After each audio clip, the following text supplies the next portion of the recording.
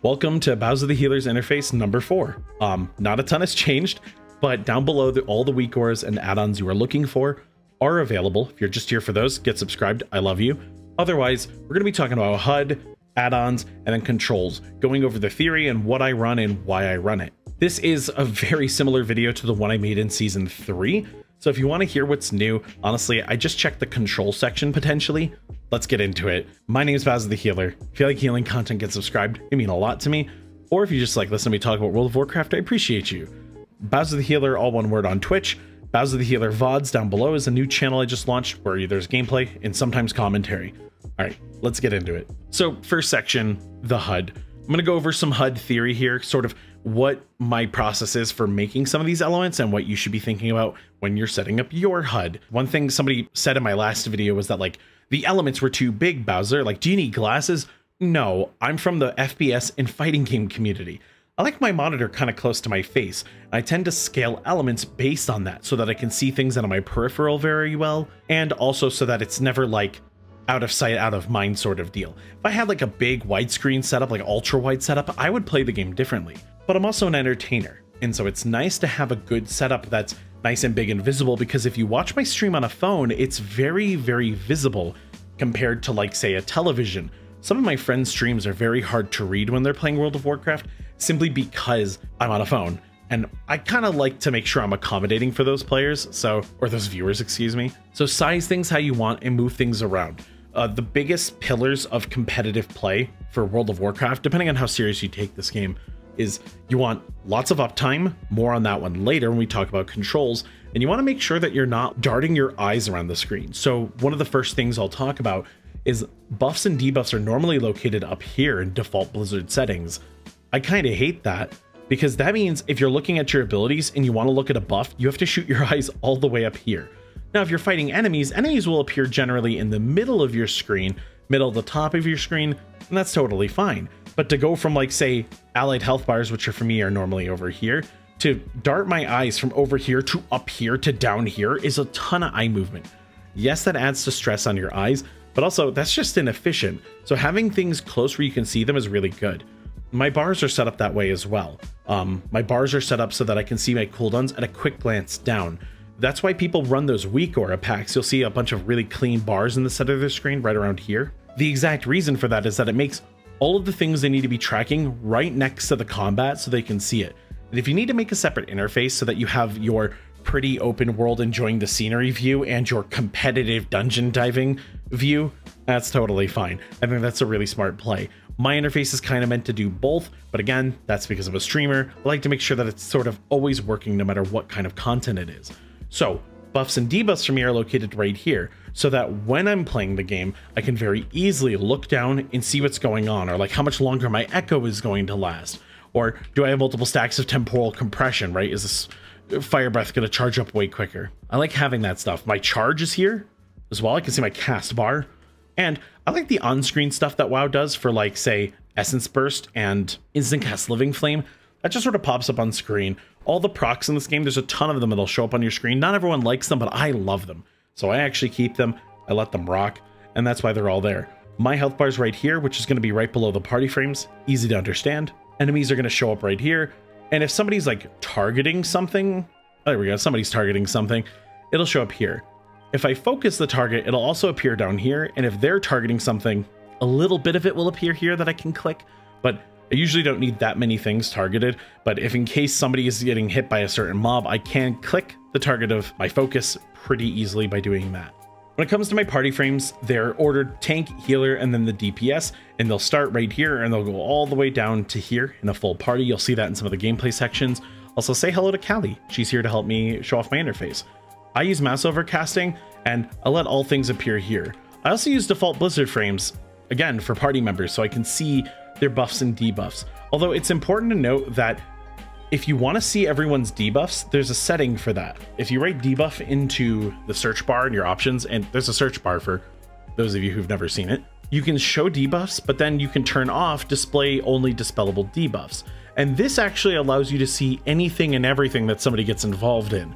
As a healer, I prefer that, but as say a DPS, you might want to only focus on the things you can help with, and that's totally fine, but that setting's right here. as well as settings for like health, text on health bars and whatnot, or having your status numbers appear, are all available in interface. So dive through the interface menu at some point if you need it. I'll go over this in controls, but I use mouse overcasting as a default, which means I can mouse over Callie here in the open world, or I can mouse over the party frame. That doesn't bother me. If it does bother you, then I highly recommend that you set up macros yourself. They're very easy to program. Some very simple mouse over guides will help you out. I'm not going to be able to teach you how to do this because I don't know how to do them very well. There is one macro I'll go over later in the control section that might serve a nice purpose, but I find the in-game option is totally fine. And whenever I need to do damage, if you hold down the right mouse button, while ultimate mouse cursor will still show you where my mouse cursor will be, your mouse is not active. So notice that if I hover Callie here, I'm not actually going to get a heal on Callie because your mouse cursor is disabled while you're controlling the camera. So if I want to do damage to a target, I'll simply hold down the right mouse button and do the damage. Now, when it comes to add-ons, I run a pretty lightweight setup. A lot of the add-ons that I have that are like extra that I'm not going to mention to you are like Plumber, which was an add-on for seeds in the Dream in Dragonflight Season 3 and 4. I don't need to tell you guys about that one, but there are a couple of useful ones, one of which is Narcissus, which does everything in this world, but it has a photo mode, this beautiful little mode to check out your stats and what you're wearing, and look at all my PvP gear. Goodness, it's a lot of versatility. But I love this add-on. It's great for taking photos with friends. You can go pretty deep with that add-on, so I recommend checking that out if you like taking photos. As for practical add-ons, I use just a handful of them. First things first, right here, we have Details. Details is just the go-to damage tracker, healing tracker. Please take this. If you do competitive content, raiding, dungeons, even delves, I think they're useful just to see what's going on. Remember, you can also change this to my most useful stat, deaths. And you can use deaths to check how someone died, what killed them, etc. A quick glance, you could be like, oh my god, they stood in 4 swirlies, no wonder they died, and stop having an anxiety attack that you're a bad healer. 10 out of 10. I also use Omni CD. You'll see it in gameplay. It'll populate on the left side of the screen here. The setup that I have is one for augmentation, where the health bar or the health pot is going to separate everything. I need to update this one for more modern health pots and other consumables, but essentially I have it split for one section is going to be damage buttons and one's going to be defensive, with healers being a little weird in that I've kind of mixed and matched their offensive and defensive heals. That being said, and it's more like the aggressive ones, but Omni CD, even if you want to steal my profile and start editing it, I think is worthwhile. It's an add-on that just pays forward and shows you so much. It's also the kick tracker that you see in some of my gameplay. Love this thing. A 10 out of 10 recommend. I also use Plater for nameplates. Allies don't get nameplates in dungeons and like PvP, but I really like this nameplate add-on because it's pretty clean, easy to follow. My setup for Plater has health bars that are pretty minimalist so that I can see lots of them, see health bars and do quick calculations as to like who's my priority target and whatnot. Plater's just nice and clean, and I like the way it stacks nameplates. I like the way it looks. It's a very, very useful add-on. It'll also show like, you know, debuffs and whatnot above, just like normal, and you can mouse over and check out what's going on to an enemy. This tracker you see up here of things that I'm doing, that's actually a built-in feature to Details. Details has some broadcast settings. There's a couple of cool things you can use there to say, check certain stats in Battleground, or have an action tracker that helps viewers or yourself keep up with what you're doing. You record your own videos to help yourself get better at the game. An action tracker is a good way to see what you were doing. If you accidentally made a fat finger mistake and you weren't sure, you can go and check the replay and you'll see exactly what you pressed at that time period, and you'll know exactly what went wrong. Very useful, and that's just built into Details. Not a lot to work there. And then finally, for my dungeon alerts and whatnot, if you go check out BowserTheHealer VODs, you'll hear it all the time. I've swapped to big wigs and little wigs, and the reason is it's a bit more customizable, lighter weight in terms of default sound effects. It's a lot easier on the ears, and I wanted to give it a real shake. Here's the trick. DBM and big wigs, it doesn't really matter which one you get. If you get big wigs, make sure you get little wigs. But honestly, at the end of the day, it's going to be preference. DBM is a really good out-of-the-box voiceover. It has voiceovers for every mechanic. It's very easy to understand. If you got a brand new raider and you just want to give them something, DBM's the way to go. Big wigs, though, is more customizable and easier to customize at that. If you want to set up custom alerts for when a boss is casting a spell so that you know when to ramp as a Discipline Priest or as a Preservation Evoker, you can. That's one of the best features about big wigs and little wigs is that you can use this add-on to very easily manage mechanics and set yourself up custom reminders. So I huge recommend these, but make sure you're running a DBM or big wigs, little wigs, as just relying on in-game text can probably get you messed up. It's nice to have an add-on that even makes a little beep or an alert that something is happening to you or that something is happening to the party so that you can keep track of it and do a better job of healing or doing damage or whatever it is. Weakauras are programmable things. They're these little things that you can make functions out of. This mouse cursor you see of mine that shows cast time and health bars and empowerment levels. Yeah, this is actually just a Weakaura. Weakauras are programmable things. You can make really simple ones, you can make advanced ones. One of the ones I have in here is a lust cooldown. Callie, can you hit lust real quick? Why didn't it bloodlust me? I'm in war mode. Okay, well, anyway, I attempted to show off that example, but this lust one makes it so that when my lust is on cooldown, or rather when we can't use lust as a group yet, but my button is ready, it actually shows the sated symbol so that I know it is impossible for me to use lust, so I don't even press it.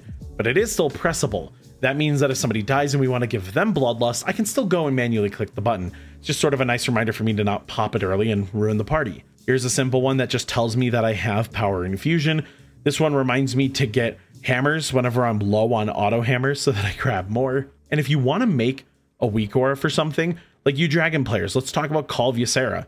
New aura, pre-made aura, and you can just pick something. Like I can pick an icon. Let's make it a huge icon. For the buff, Call of Ysera. You know what? Only show me if I'm buffed. And then I'm just going to have that bad boy appear here. And then look at this. I have Call of Ysera, and there's the weak aura. So feel free to make weak auras, simple ones, advanced ones, or whatever. If you have a lot of programming experience, you'll be able to get crazy with it. But there's a website, wago.io, wago.io. All of the weak auras that I'm going to recommend will be here on this website.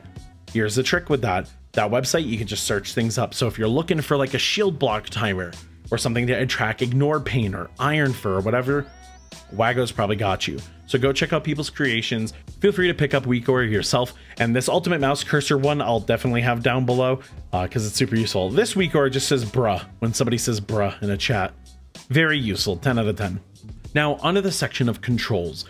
The biggest, most important thing you hear here is that you can play the game efficiently with the most amount of uptime possible without straining and hurting your hands. And that is so, so important. Now, some of the theory I'm going to get into here, I'm going to talk both about click casters, the people who click on spells, or button casters, the people who mouse over a target and then press buttons.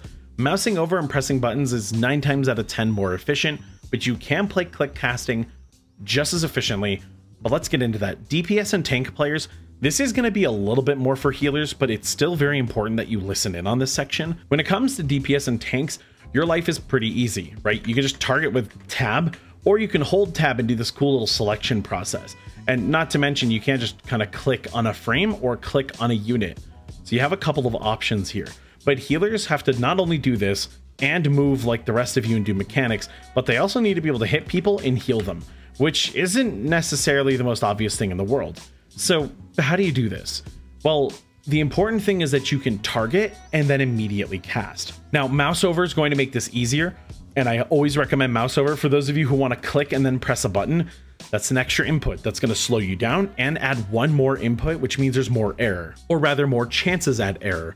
As a fighting game player, I'll be the first to tell you, if you can do something complicated in its simplest form, you don't want to make it more complicated because you're only adding more chances for you to mess up the thing.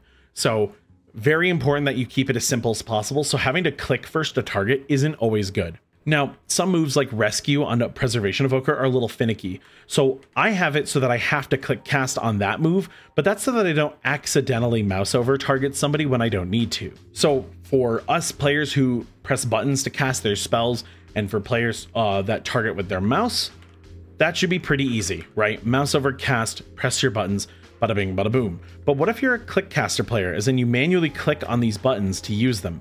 Well, then I recommend setting up some buttons to help you target. Having, say, 1, 2, 3, 4, 5 to target your 5 party members could be really useful. And while I don't know if there's an add-on for this, I would love a rating add-on that has everyone with a little number. And you can just sort of punch in like 1, 1, 1, 3, 2, 4, and select that target with just a few button presses. I think that'd be pretty intuitive and allow you to type in inputs while click casting. And of course you have things like HealBot. I'm not a big fan of HealBot. Its custom frames though do allow you to have a plethora of options where you can mouse over and click cast. But for those of you who don't want more add-ons, and honestly I prefer this method, there's click casting in keybinds in World of Warcraft. This is a baseline ability. This is going to allow you to set up some spells. So let me come up with two basic ones for you real quick. All right, so like the first one, Echo is a pretty important button, right? So we're gonna set up Echo. We're gonna make that left click. Then we're going to make, let's make one for Verdant Embrace.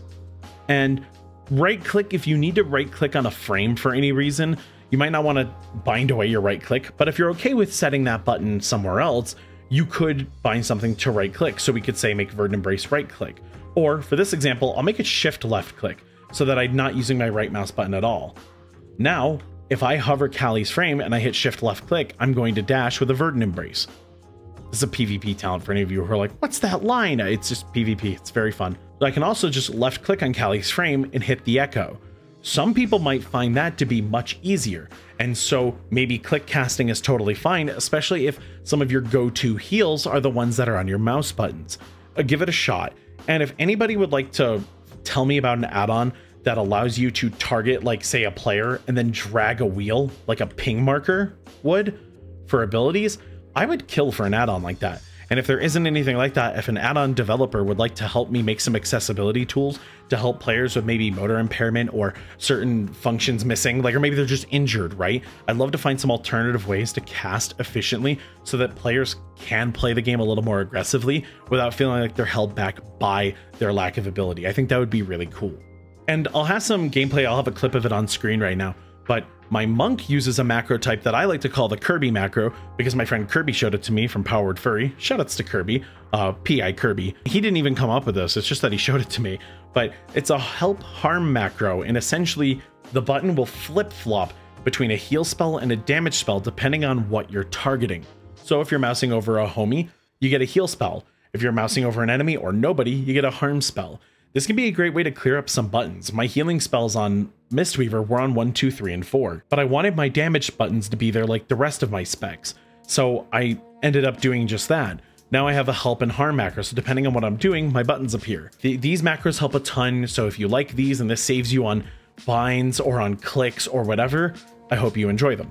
Okay, time for my official controls. First things first, make sure you're playing comfortably, right? Your posture's good, you're not hurting those forearms or your wrists while you're playing. I want to make sure when you're using your mouse, you're using your wrist and your forearm whenever possible. You're gonna use a combination of both, but try not to just use your wrist if you're on an actual mouse. If you're on a touchpad, you're gonna be using your arm anyway. Try not to use just your wrist because that'll put a lot of strain on it. For the keyboard itself, if you're a mechanical keyboard user and you're finding your fingers get tired after long sessions, your switches might be too heavy. I rock the Glorious Lynx switches and I've lubed them. Some people might like something like a Gateron, or not a Gateron, well maybe a Gateron Silver, but like a Cherry MX Silver that's a really lightweight switch. Something on the lighter side like reds and whatnot is sometimes better for longer gaming sessions, especially if you're doing a lot of strafing. If you're a melee DPS that does this all the time, yeah, it's gonna help. Heavy switches will tire your fingers out, so if you do have that problem, that's a good solution. You can also just swap out some of the buttons you press the most commonly if you're okay with that. Now onto my actual controls. I use a, what's this mouse called? A G502 Hero by Logitech. I used to use a Razer Basilisk. I loved the thing, but Razer software makes me want to scream. Much prefer the Logitech experience in that regard. Now on both the Razer software and the Logitech software, I use it to remap the mouse because this is an FPS mouse. Again, it's not really meant for MMOs. So my two mouse side buttons, mouse 4 and mouse 5, are actually mapped to shift and control. This is what allows me to hit something like control 4 so easily. I'm not reaching my pinky down to control and then my index all the way up to 4. No, that's ridiculous. I just press control on my controller, on my mouse, and then I hit 4 on my keyboard, right? Same with control 3. Right? Same as shift 1 or shift 3 or whatever it is I'm giving out. I just use my mouse button. Now, some of these commands, like my defensive is always shift F, my main defensive, my kick is always shift E. These moves are kind of always on my pinky because my shift key is right underneath my pinky. So that's a very easy one for me to hit. But shift 1 is a little awkward without moving my pinky in a weird direction and sliding my whole hand over. So I just hit the button on my mouse and 1, and ta-da, I have dispelled. This is how I play the game. So if you've ever seen some of these binds and you're like, how do you hit that? It's probably mapped to my mouse. F9 is mapped to a specific part of my mouse as well. That's mapped to a special button on the top of the mouse, usually for an important function that I don't mind reaching slowly over to. And then F8, you might be seeing over here, that's lock rock. That is my, how do I describe this button? It's where your thumb rests on the mouse. If you move it up, there's a button on this mouse. It's meant in shooters to be like a toggle for your DPI, but I just remapped it to health zone so that I can very easily get to my health zone button while I'm in the middle of combat. Now you might be seeing right over here. Right is actually, yes, the arrow key right. I don't play with a numpad, so my keyboard's right button is very easy for me to hit. So if I ever need an emergency defensive in the middle of, like, say, like a PvP match and I have nothing left, I'll actually move my hand off the right mouse and quickly slap the right button on my arrow keys as a last defense. But I actually also have that mapped to another secret button on my mouse just to make my life a little easier. My main spells are on 1, 2, 3, and 4. I will use 5 every once in a while, but not a lot of reason. On Preservation Evoker, the control stuff is usually cooldowns or defensives or heals, depending on the healer. This is just how I learned Preservation, so the buttons have all ended up in the same spot. The big moves, Disintegrate and Fire Breath, are on Control 1 and 2, and then Living Flame and Azure Strike are on 1 and 2 because they're builders and I'm going to be pressing them a little bit more, and that is exactly how that works. But things like F and G are all mapped for extra buttons. Z, X, C, and V are all mapped. X and C are basically always crowd control buttons, with Control C and Control X also being moves that I can press. Z typically tends to be a function. On Preservation, it's Deep Breath. Now, there are some functions, like my Bloodlust, that are a click. And the reason they're a click is so that I don't ever run into the problem where, say, I fat finger a lust. I never want to do that. So I actually just have it so that I have to click on it. It's a bit of a struggle, but you're usually timing your lust for a specific situation. So I don't really mind that I have to, like, go over and click it. And if it's the start of raid, I'll, like, set up all my attacks and then just click lust the moment it's time. It's not too hard to work around. Other functions like Blessing of Bronze or Soar, they don't really need a button. You know what I'm saying? Like, I don't need to press a button to soar. I can just click the soar button. I usually have something for mount in PvP that I can, like, press to quickly mount. That's about it. V is always my movement button, and R and Shift R are always, like, very important moves. I like that I have Verdant Embrace on R because it lets me quickly get over to people, but it also enables things like Call of Ysera or my Verdant Embrace Emerald Communion combo. So I like having that around.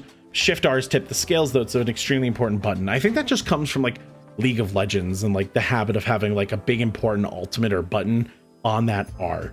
So that's why that's there. Middle mouse is usually an important function. For me, it's stasis. Sometimes it's dream flight. I much appreciate having that there. And I'm able to hit all my buttons just fine while playing, while moving, while doing stuff. I even map E and Q, everything around my hand, so that I always have access to my buttons, which does mean things like ping. Ping is on B, which I know will sound really cursed to some of you, but it's very easy to hit and it's not too far out of the way. That means that comma is bag because it's very out of the way and I don't need to open my bag that often, but it's also next to my RP walk button. So sometimes I open my bag and then I'm walking, which is unintentional, but extremely funny. But as a final note, remember, there's nothing wrong with having different buttons or binds or preferences. Just make sure you can maintain uptime. Uptime is the most important thing you can do as a WoW player, making sure you're in the fray, you're in combat, you're hitting buttons back to back. There's not a lot of air gaps between your moves unless there's a mechanic or movement required. But as long as you maintain that uptime and you can do so comfortably, you're chilling. So make sure your interface, your controls, and all of that are set up for you over anybody else, and just make sure they're not getting in your way. If you have any questions or ideas or suggestions, let me know. I would love to add more to these videos when I make them. And again, if any of you are a developer and you want to make some accessibility tools for WoW, I would be super duper on board with helping you design those. But that's going to do it. Thank you all so much for watching, and I will see you in the next one.